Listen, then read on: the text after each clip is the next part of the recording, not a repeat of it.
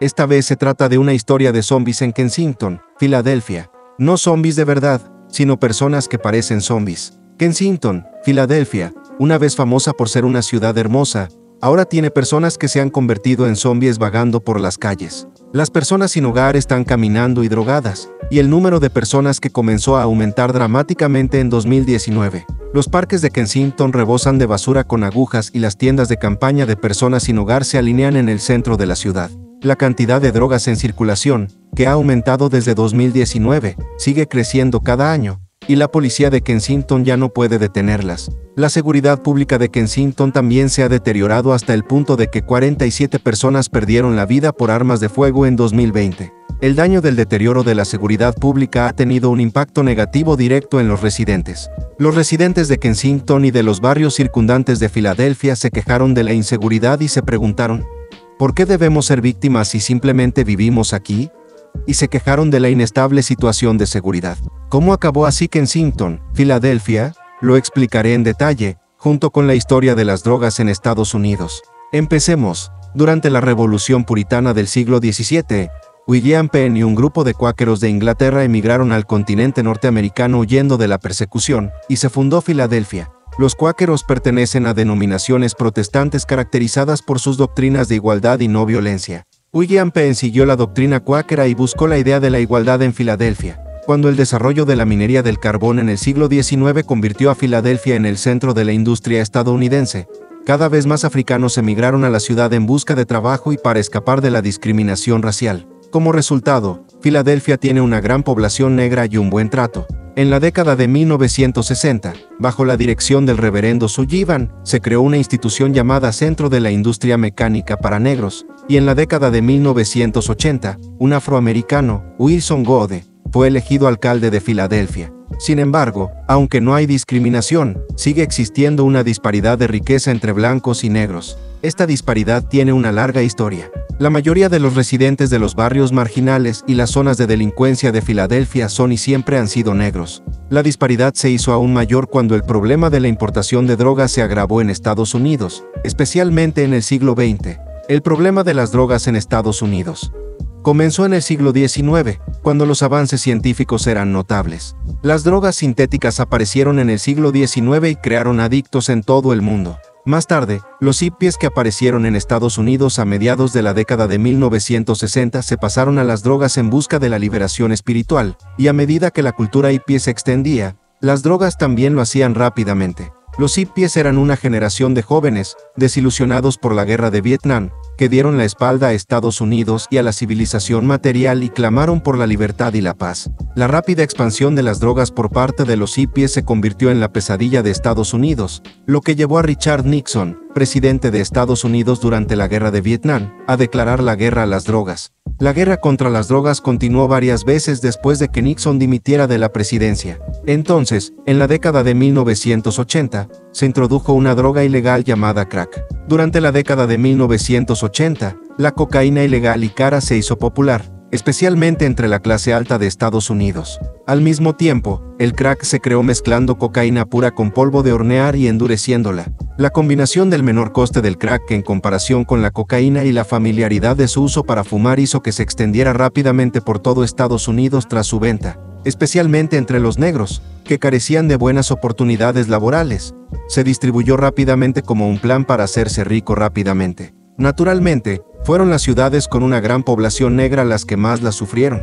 Filadelfia es otra ciudad con una gran población negra. Antes y después de la Segunda Guerra Mundial, la epidemia de crack empezó a extenderse más rápidamente en Filadelfia que en otras ciudades, donde las bandas ya acampaban a sus anchas. Kensington, que contaba con una mano de obra negra especialmente numerosa en Filadelfia, se convirtió en el mayor mercado de drogas y bandas de Estados Unidos. En respuesta, el presidente Reagan declaró una guerra reforzada contra las drogas. Se pensó que la enérgica declaración de guerra del presidente Reagan erradicaría las drogas en Estados Unidos, pero en realidad solo ralentizó un poco las cosas y aumentó de hecho el número de presos. Las prisiones estadounidenses se llenaron hasta los topes y hubo que construir más cárceles porque todos los implicados en el consumo y la distribución de drogas se convirtieron en delincuentes. El coste del encarcelamiento para los contribuyentes era un problema. pero el mayor era que todos los delincuentes pertenecían a las clases más bajas. El hecho de que distribuyeran drogas no significaba que todos lo hicieran a escala organizada.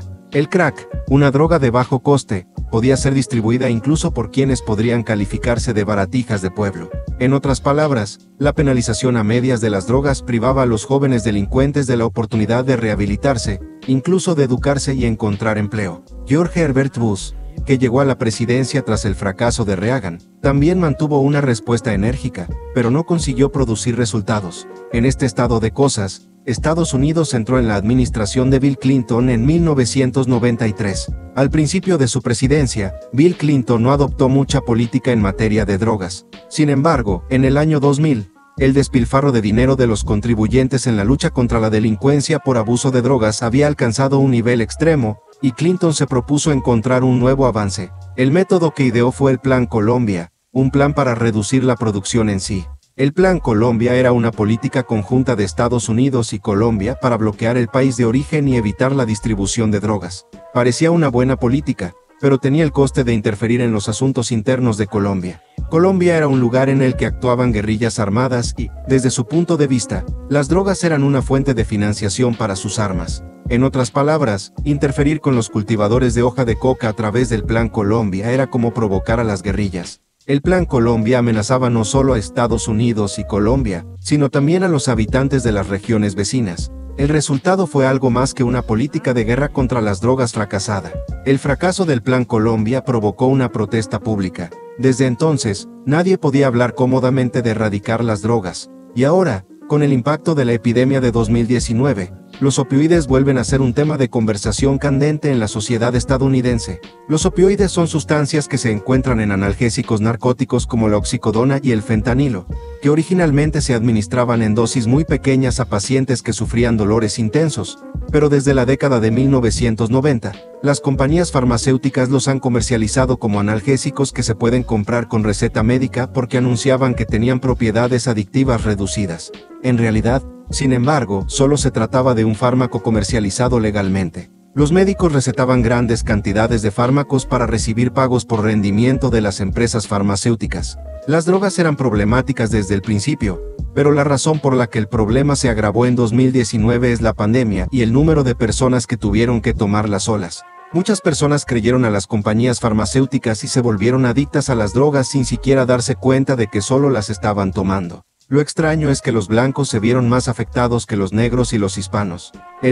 Andrew Colodny, especialista en adicción a opiáceos, describió la situación como el resultado de ideas preconcebidas sobre la gente de color que han arraigado en la sociedad estadounidense en general. De hecho, los farmacéuticos vendían analgésicos opiáceos solo a los blancos porque creían que vendérselos a la gente de color provocaría problemas como el mercado negro y el abuso. Los Centros para el Control y la Prevención de Enfermedades anunciaron que, en el año transcurrido desde el inicio de la epidemia, más de 100,000 personas habían muerto por abuso de drogas. No solo aumentó el número de muertes, sino también el de adictos. Las personas adictas a las drogas a través de los opioides buscaban fármacos más potentes, y Filadelfia era el lugar al que acudían. Kensington, Filadelfia, es una ciudad desatendida desde hace décadas, y el problema se ha agravado especialmente. Se siguen haciendo detenciones, por supuesto, pero la ciudad prácticamente se ha rendido ante los adictos. Esto no se debe a que los policías estadounidenses sean incompetentes, sino a que es demasiado peligroso tocarlos.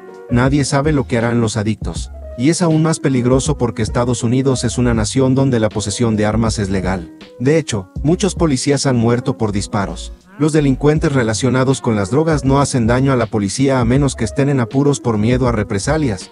Pero los adictos son mucho más difíciles de detener porque ya ni siquiera sienten ese miedo. Por estas razones, el número de adictos que entran en Filadelfia se ha disparado, dando lugar a situaciones como la del primer video. Dicho esto, Estados Unidos no se limitó a dejar marchar a Kensington. Los fiscales de Nueva York le mandaron a las compañías farmacéuticas que vendían medicamentos opioides sin explicar los efectos secundarios. Consiguieron que aceptaran pagar $26,000 millones, e incluso se aseguraron la promesa de ayudar a solucionar la crisis de los opioides. No hubo remordimientos por parte de las farmacéuticas, pero es significativo que sea el dinero de los distribuidores, y no el de los contribuyentes, el que erradique el problema. El alcalde de Filadelfia, Jim Kenney, preparó un proyecto para limpiar las calles de adictos y ofrecerles una nueva oportunidad en la vida. Reclutó voluntarios, Construyó instalaciones y se centró en el tratamiento de la drogadicción. Sin embargo, el esfuerzo no sirvió de mucho. Quería tratar a los adictos, pero era imposible hacerlo si no estaban dispuestos a ello. Los pacientes que eran llevados a las instalaciones para recibir tratamiento contra la adicción, al cabo de un tiempo volvían a la calle y se convertían en adictos a las drogas. A menos que se resuelva el problema fundamental de la distribución, los adictos no desaparecerán. Los delincuentes relacionados con las drogas tampoco desaparecerán mientras haya demanda, por mucho que intentemos evitarlo. Eso es todo para esta historia sobre zombies en Kensington, Filadelfia. Gracias por vernos hasta el final.